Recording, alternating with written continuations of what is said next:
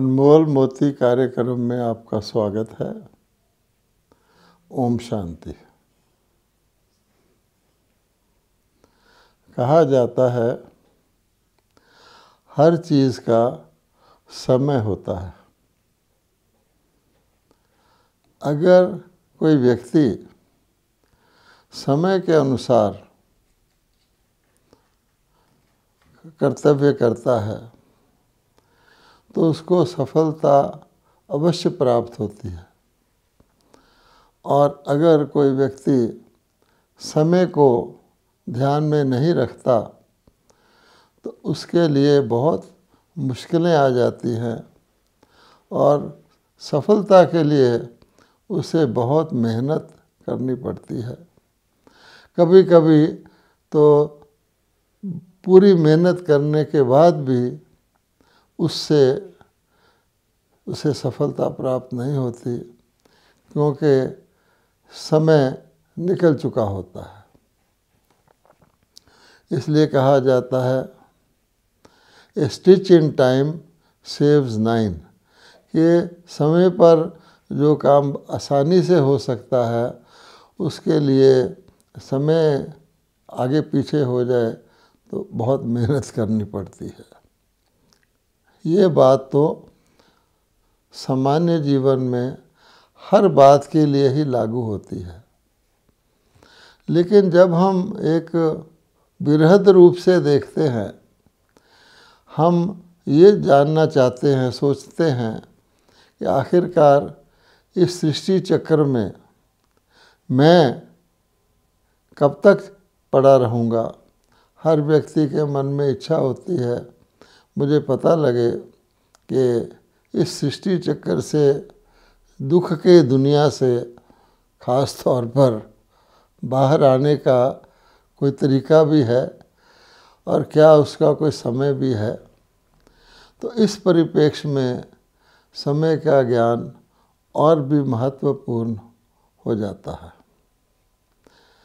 यदि हम शास्त्रों की माने तो शास्त्रों में तो सारे सृष्टि चक्र की आयु ही बहुत बढ़ा चढ़ा करके लाखों वर्ष लिख दी गई है। और वर्तमान कलयुग का जो समय है, इसके लिए भी कहा गया है कि कलयुग को तो अभी 40,000 वर्ष और पड़े हैं। अगर इस बात को माना जाए, क्योंकि बहुत से हमारे भाई बहन ऐसे हैं जो कहते हैं कि जो शास्त्र में लिखा है वही ठीक है, चाहे ब्रह्मा भी उतर आए, ऐसी कहावत चली आती है, तो हम और कुछ मानने को तैयार नहीं हैं। तो यदि शास्त्रों की माने तो फिर तो 40,000 वर्ष तक हम विवश हैं और हमें कोई किसी प्रकार का कोई भी पुरुषार्थ ऐसा नहीं उपलब्ध होगा जो हम इस कलयुग की दुख की दुनिया से बाहर आ सकें, इससे मुक्त हो सकें। लेकिन अगर हम परिस्थितियों को देखते हैं, हालात को देखते हैं, तो परिस्थितियाँ कुछ और ही दृश्य दिखा रही हैं। हम सब जानते हैं कि धर्म ग्लानि के जितने भी चिन्ह वर्णन किए गए हैं वो सारे चिन्ह अब वर्तमान समय प्रकट हो चुके हैं। उसके पश्चात जो कहा गया है कि जब अति धर्म की ग्लानि हो जाती है, पाप का घड़ा भर जाता है, दुनिया दुख से हाहाकार कर रही होती है, मनुष्य चिल्ला रहे होते हैं और किसी को किसी प्रकार का भी दया तरस आदि नहीं आता है, करुणा दुनिया से गायब हो चुकी होती है, और जब जिसको कहा जाता है खूने नाहक का खेल दिखाई देता है। खूने नाहक का अर्थ होता है कि बिना किसी कारण से लोगों की मृत्यु का कारण बन जाए। तो आज की परिस्थितियों में जब हम अगर सबसे बड़ी बात लें तो जो युद्ध है, बहुत भयंकर शस्त्रों का जो युद्ध है, जो लगभग परमाणु शस्त्रों के युद्ध की ओर विश्व को ले जा रहा है धीरे धीरे। हर व्यक्ति रोज़ हम देख रहे हैं, और किस प्रकार से जो शस्त्र चलाए जा रहे हैं उससे भयंकर विनाश के दृश्य सामने दिखाई देते हैं। कुछ भी बचता नहीं है। मानव समाज, मानव सभ्यता, देशों के अंदर नगरों के नगर तबाह हो रहे हैं। चाहे वो वनस्पति है, पशु पंछी है, कुछ भी बच नहीं रहा। जो कुछ मानव ने सदियों से तैयार किया था, ना कहीं बिजली ख़त्म की जा रही है, कहीं पानी की सप्लाई तोड़ी जा रही है। अर्थात एक ऐसा भयंकर सीन का ट्रेलर तो सबके सामने आ ही गया है। इसी प्रकार से अगर हम वैसे देखें तो जिसको हम प्रदूषण कहते हैं, पोल्यूशन, तो जो मानव जीवन के लिए सामान्य आवश्यकताएं हैं, जिसको हम कहते हैं हवा पानी, तो हवा और पानी भी हमारा कितना दूषित और प्रदूषित हो गया है। ख़ास तौर पर जहाँ पर हमारे पॉपुलेशन के कंसंट्रेशन है, जहाँ महानगर बसे हुए हैं, जहाँ घनी आबादी के इलाके हैं, वहाँ पर आप देखेंगे कि हवा, पानी, खाद्य पदार्थ, वातावरण की अस्वच्छता, हर प्रकार का प्रदूषण दिखाई देता है। चाहे कोई व्यक्ति इनसे आंखें मूंदना भी चाहे, लेकिन जो वास्तविकता है वो तो वास्तविकता ही है। तो जैसे जीवन का स्तर जो है बहुत ही गिर गया है, और जो बहुधा मेजॉरिटी मानव हैं वो किस प्रकार का जीवन व्यतीत कर रहे हैं, तो हम देखेंगे तो उसको देखकर तो व्यक्ति को बहुत ही एक प्रकार के अपने अंदर रहम आता है हर एक समाज के ऊपर कि कहाँ तक चलेगा। इसके अतिरिक्त बहुत सारी बातें हैं, यहाँ हम डिटेल में नहीं जाते। सार में यूँ कहेंगे कि आज के इस समाज में हम देखते हैं कि चिंता है, वो तो सबको लगी हुई है, भय है, उससे सब पीड़ित हैं, असुरक्षा है, तो किसी प्रकार की स्थायी बात दिखाई नहीं देती है। तो ऐसी परिस्थिति में अगर व्यक्ति फिर भी सोया रहे कुंभकर्णी या ज्ञान निंद्रा में, कि शास्त्रों में तो लिखा है कि अभी कलयुग 40,000 वर्ष और चलना है, तो फिर तो हम कुछ कह नहीं सकते।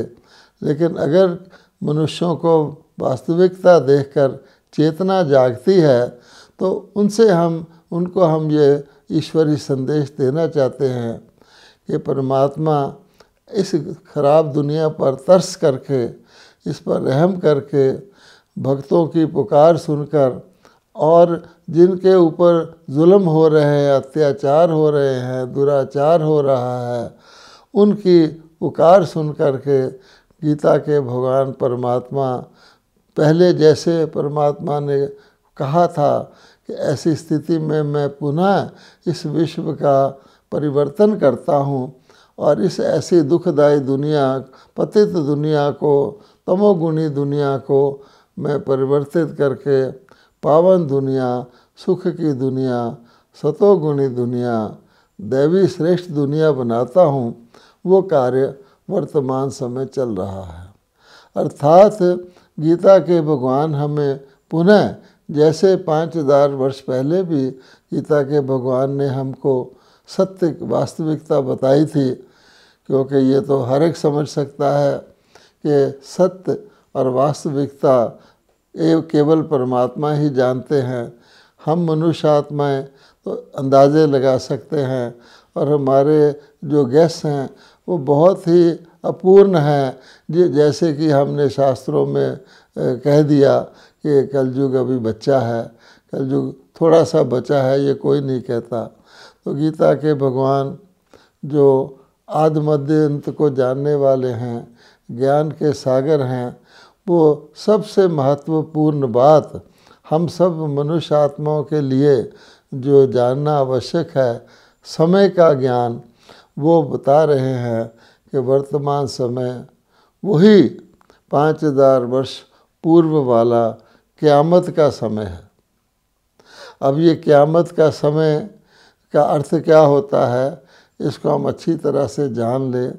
ये उर्दू शब्द है क़यामत, और क़यामत का मतलब होता है क़याम करना, यानी रहने का, किसी स्थान पर रहने का जा कर के ये समय बताया गया है कि क़यामत का समय वो होता है। अगर हम गीता को भी सामने रखें, बाइबल को भी सामने रखें, अन्य धर्मों की मान्यताओं मंतव्यों को भी सामने रखें, ये वह समय होता है जबकि सभी आत्माएं रिटर्न जर्नी करती हैं। अर्थात हम सब रूहें, आत्माएं या सोल्स जो इस सृष्टि रूपी रंगमंच पर मुख्य एक्टर के तौर पे पात्र अदा करते हैं, यहाँ शरीर धारण करके कर्म करते हैं। और हम जानते हैं कि नाटक धीरे धीरे इसके अंदर सभी आत्माएं परम धाम से उतरती हैं। जैसे एक वृक्ष में सारे पत्ते शुरू में ही उत्पन्न नहीं हो जाते, लेकिन धीरे धीरे वृद्धि को पाता है वृक्ष और अंत तक सारे पत्ते उसमें निकल आते हैं। इसी प्रकार से नाटक में भी, नाटक के शुरू के दृश्य देखें तो सारे एक्टर उसमें नहीं होते, लेकिन अंत तक जो भी एक्टर्स होते हैं वो सब उसमें उपस्थित हो जाते हैं। तो उसके बाद ही वापसी की बात होती है। तो भगवान बताते हैं कि अब वापसी का समय है, रिटर्न जर्नी का समय है, क़यामत का समय है। अर्थात अब ये नाटक का एक चक्कर पूरा होने वाला है और सभी आत्माओं को अब वापस जाना है। तो इसलिए ये जो रिटर्न जर्नी का समय है, क़यामत का समय है, उससे हमें फिर जो इस बात को अच्छी तरह समझ लेते हैं, चाहे वो दिव्य बुद्धि के द्वारा समझ लेते हैं या कईयों को दिव्य दृष्टि से साक्षात्कार भी हो चुके हैं, अब क़यामत का समय है, तो हमारा सारा दृष्टिकोण अपने जीवन के बारे में, जीवन की यात्रा के बारे में, अपने भविष्य के बारे में बदल जाता है। तो इसलिए क़यामत का समय जब हमको रिटर्न जर्नी करनी होती है, अर्थात वापस जाना होता है, तो उस समय हमारी हर चीज़ के बारे में हमारा दृष्टिकोण बदल जाता है। और वो दृष्टिकोण ये है कि जब हम धरती पर आते हैं तो आत्माएं शरीर धारण करती हैं और यहाँ फैलावट करती हैं, और जब वापस जाने का समय होता है तो हम समेटते हैं। भगवान के लिए भी कहा जाता है कि आदि में परमपिता परमात्मा ब्रह्मा के द्वारा रचना रचते हैं और यहाँ पर आत्माएं अवतरित उतरना शुरू करती हैं इस सृष्टि नाटक पर। लेकिन अंत में फिर परमात्मा सभी आत्माओं को वापस भी ले जाने का ड्रामा के अनुसार, नाटक के अनुसार प्रबंध करते हैं। तो वर्तमान समय हम क्या देखते हैं, हर आत्मा को ये जानना आवश्यक है कि अब ये सृष्टि नाटक आगे चलने वाला नहीं है। यूँ कहें ये हमारा सबका अंतिम जन्म है। इस चक्कर के इस नाटक के एक चक्कर के पूरा होने के लिए, और सभी आत्माओं को वापस जाना है।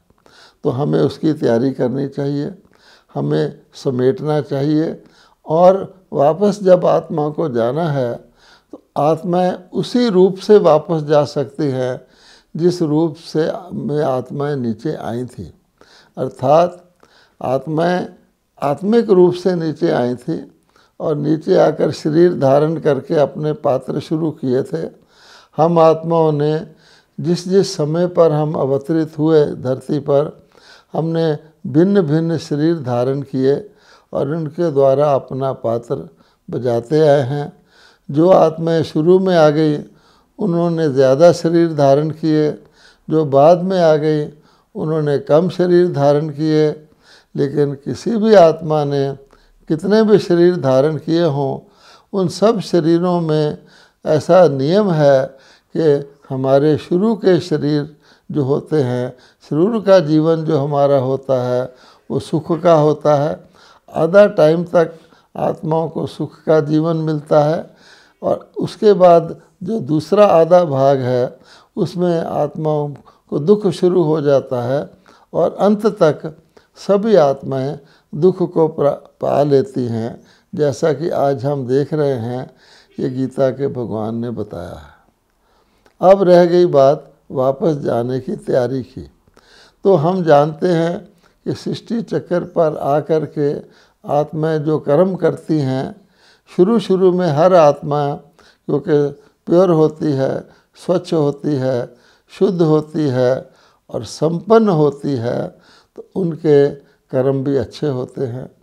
और बाद में जब आधा टाइम पूरा हो जाता है, जैसे कोई चीज़ सेकंड हैंड हो जाती है, तो उनके कर्मों में कोई ना कोई त्रुटि आ जाती है। और अंत काल तक जब अब है, चाहे कोई आत्मा किसी भी समय अवतरित हुई हों, चाहे सतयुग में देवता के रूप में उतरी हों या द्वापर में उतरी हो धरती पर, अंत समय सबके अंदर किसी न किसी प्रकार का अगर एक शब्द हम यूज़ करें तो इम्प्योरिटी यानी अपवित्रता उनके अंदर आ जाती है। और उस अपवित्रता के कारण हर चीज़ जो होती है धरती की, उनको उसी अनुसार प्राप्त होती है। जैसे प्योर सोने से प्योर जेवर बनता है, मिलावट वाले सोने से मिलावट वाला जेवर बनता है। जितनी ज़्यादा मिलावट होगी उतना जेवर ज़्यादा मिलावट वाला होगा, उसका मूल्य कम होगा। ऐसे ही धरती में भी जैसे जैसे यानी अकर्तव्य, जिसको हम कहते हैं विक्रम, या जिन कर्मों में कोई त्रुटि होती है, श्रेष्ठता नहीं होती, मोटे शब्दों में हम जिनको पाप कर्म भी कह सकते हैं, जैसे जैसे पाप बढ़ता जाता है तो मनुष्य आत्माओं को शरीर भी वैसे ही मिलते हैं, उनके अंदर रोग शोक भी उसी प्रकार से बढ़ता जाता है, उनकी आयु पर भी उसका असर पड़ता है, संबंधों में भी समरसता नहीं रहती, कारण कुछ भी बन जाए तो दुनिया पुरानी होती जाती है। अब ऐसी परिस्थिति में फिर भगवान कहते हैं, मैंने आपको बता दिया, अब क़यामत का समय है, सबको वापस जाना है और उसी पवित्र अवस्था में जिसमें आत्माएं उतरी थीं उसी में वापस जाना है। तो उस पवित्र अवस्था को पाने के लिए फिर परमात्मा कहते हैं, मैं आत्माओं को ज्ञान देता हूँ, जिसको हम सच्ची गीता के नाम से पुकारते हैं। यानी परमात्मा हमें बताते हैं कि आज की तुम्हारी जो दशा है और जो तुम्हारी दशा शुरू में थी, जिसको हम गति भी कहते हैं, आज हमारी क्या गति हो गई है, क्या दुर्गति हो गई है, और जिसको हम सद्गति की अवस्था कहते हैं या गति की अवस्था कहते हैं। दुर्गति से छूटने की अवस्था को गति की अवस्था कहते हैं, और दुर्गति के बाद, छूटने के बाद दैवी गुणों को धारण करने की जो अवस्था, जिसको हम सद्गति की अवस्था कहते हैं, जिससे हमें सुखधाम की प्राप्ति होती है। और दुर्गति से छूटने के बाद हमें गति शांति धाम की प्राप्ति होती है। ये सारा विस्तार है, उसके लिए हमको तैयारी करनी है। और इसके लिए भगवान जो शिक्षा देते हैं वो ये देते हैं कि हर मानव के जीवन में 3 स्टेजेस आती हैं कर्म करने के लिए। पहले हर कर्म मनसा में उठता है संकल्प के रूप में, और उसके बाद वो वाणी में भी आता है वाचा के रूप में, और फिर वो कर्म के रूप में आता है। तो मनसा, वाचा और कर्मणा तीनों को हमने अब, क्योंकि वापस अपनी उसी ओरिजिनल शुरू की आदि और अनादि पावन स्टेज पर ले जाना है, तो उसके लिए परमात्मा ने हमें एक मूल मंत्र बताया है कि हम ये अभ्यास अपने जीवन में करें। वो मूल मंत्र परमात्मा कई प्रकार से और कई विधियों से बताते हैं कि हमें क्या करना है। तो एक विधि उसकी भगवान ने ये बताई है कि मनसा में, यानी जब हमारे मन में संकल्प उठता है तो हम निराकारी, क्योंकि मन भी निराकार है, आत्मा भी निराकार है, और आत्मा जिस लोक में जाती है मुक्त होकर वो भी निराकार है, उसको निराकार लोक कहते हैं, आत्माओं का लोक कहते हैं। परलोक भी कहते हैं, परम धाम कहते हैं, मुक्ति धाम कहते हैं। वहाँ जाने के लिए हमको अपनी मनसा के अंदर अब जो भी हम संकल्प करें वो निराकारी स्वरूप से करें, क्योंकि अगर हम साकारी स्वरूप से या आकारी स्वरूप से करते हैं तो फिर वो कर्म में भी उसी रूप में आता है, अर्थात हम इस सृष्टि पर फैलावट कर रहे हैं, विस्तार कर रहे हैं। और क्योंकि अब हमें समेटना है तो मनसा हमारी निराकारी रहे। और वाचा हमारी जो है उसमें भगवान ने एक शब्द दिया है, निरअहंकारी रहे, क्योंकि अहंकार अथवा अभिमान जो यहाँ पर कलयुग के अंदर आके मनुष्य आत्माओं में आ गया है, जिसको एक विकार की श्रेणी में गिना जाता है। यहाँ तक कहा जाता है कि पाप मूल अभिमान, अहंकार सभी यथार्थ कर्मों का या पाप कर्मों का मूल कारण है, क्योंकि अहंकार में हम अपने आप को शरीर मान करके सोचते हैं। तो शरीर यानी इस लोक की बातें सोचते हैं, इस लोक में ही संग्रह करने की बातें सोचते हैं। तो इसलिए मनसा में निराकारी रहेंगे, अपने निराकार लोक का भी ध्यान रहेगा, क्योंकि निराकार लोक में तो कोई कर्म भी नहीं आत्मा कर सकती। वहाँ न स्थूल शरीर होता है न सूक्ष्म शरीर होता है। तो मनसा हमारी निराकारी, वाचा निरअहंकारी, अहंकार अर्थात अभिमान। किस चीज़ का अभिमान? जो कुछ हमने यहाँ पर धारण किया है, किसी व्यक्ति ने कोई गुण धारण कर लिया है, कोई कला धारण कर ली है, या किसी किन्हीं व्यक्तियों से संबंध रखा है जो व्यक्ति प्रभावशाली हैं, उसका भी व्यक्ति को अभिमान रहता है कि मेरे तो लंबे हाथ हैं, मेरे तो बड़े बड़े प्रभावशाली लोगों के साथ संपर्क हैं, मैं कुछ अयथार्थ भी कर दूंगा तो वो मुझे बचा लेंगे, इत्यादि इत्यादि। या वस्तुओं का भी अभिमान हो जाता है कि मैंने देखो किस प्रकार की अनेक वस्तुएं, जिसमें धन आ जाता है, व्यक्ति के मकान आ जाता है, मोटर कार आ जाती है, प्रॉपर्टी आ जाती है। तो इसके लिए वो फिर वाचा में निकलता है कि व्यक्ति के अंदर जो अपने मन में होता है वो वाचा द्वारा प्रकट होता है, अर्थात व्यक्ति का अभिमान उसकी वाचा के द्वारा प्रकट होता है। और इसके बाद फिर जो कर्मणा है, तो कर्मणा में विकार आ जाते हैं। जबकि देवी देवता रूप में हम शुरू में संपूर्ण निर्विकारी थे, सर्वगुण संपन्न थे, तो अब विकार भी आ जाते हैं और अवगुण भी आ जाते हैं। तो वो कर्मणा में हमें देखना है कि हम निर्विकारी रहें। विकारों का अर्थ होता है कि जो इंद्रियों के वश होकर के हम कर्म करते हैं, जिनको 5 कैटेगरी में बांटा गया है, जिसको कहते हैं काम विकार, शरीर के द्वारा, शरीर इंद्रियों के द्वारा काम विकार की उत्पत्ति होती है।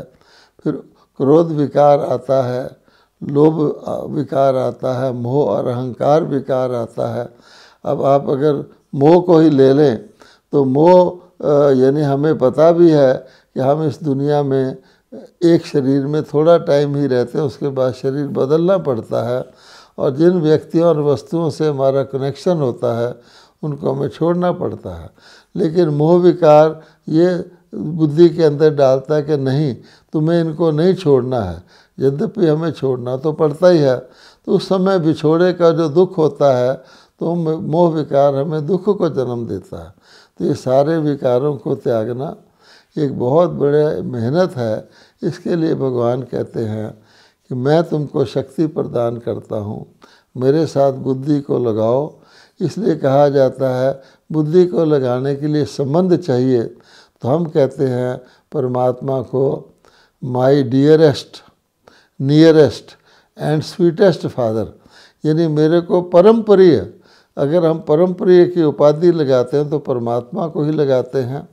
और हमारे को जिसको कहते हैं परम पिता, और जिसको कहते हैं कि सदा ही हमारा सहयोग देने वाला और सबसे हमारी बात को सुनने वाला, हमारी किसी भी कमी को ना देखने वाला परमात्मा है। तो हम भगवान कहते हैं तुम भी अपनी आत्मा को ऐसी बनाओ जिसको सब प्यार करें, और जो ऐसा मीठा बोलो जो सबको राहत मिले। तो इसलिए परमात्मा को हम कहते हैं, मेरे प्यारे पिता, मीठे पिता, शुक्रिया आपका। तो हम भी उस शुक्रिया के लायक बने, अपने आप को वाचा को मीठा रखें, निर्माण रखें, और हर एक आत्मा को आत्मिक रूप से प्यार करें, उसको स्नेह दें। ये भी परमात्मा की संतान है। तो फिर हम तैयारी कर रहे होंगे आने वाले समय की, जो जल्दी ही आने वाला है, जब सभी आत्मा को एक बार वापस पुनः परम धाम में जाना है, और उसके पश्चात फिर सतयुगी सुखधाम, नई दुनिया, जिसको हम स्वर्ग भी कहते हैं, वैकुंठ पैराडाइज कहते हैं, जो इस धरती पर इस विनाश के बाद स्थापित हो रहा है, उसमें आना है। ओम शांति।